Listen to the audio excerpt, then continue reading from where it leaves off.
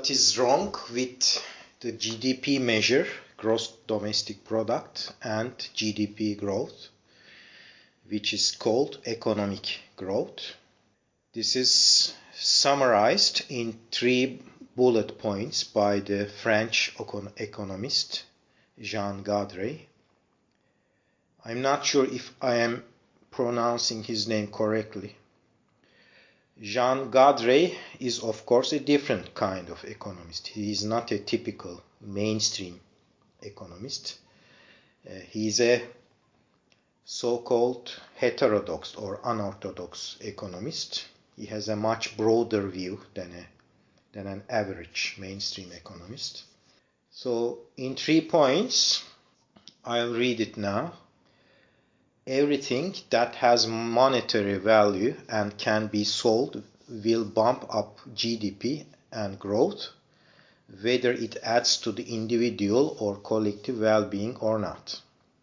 For example, drugs, weapons, generally repair and defensive costs. For example, due to environmental degradation, industrial agriculture with lots of GMOs, chemicals, pesticides, a country will have health problems, generally cancer, increasing cancer, and accordingly increasing cancer drugs and treatments, and that will bump up GDP.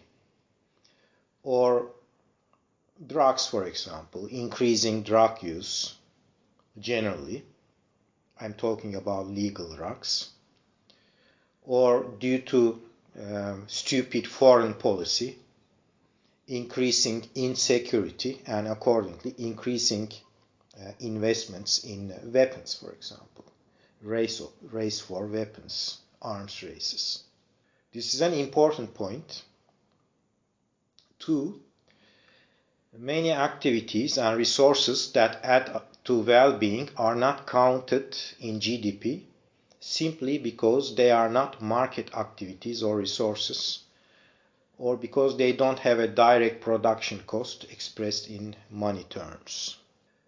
I think this is the main problem of GDP. It counts only money flows. It ignores non-monetary production of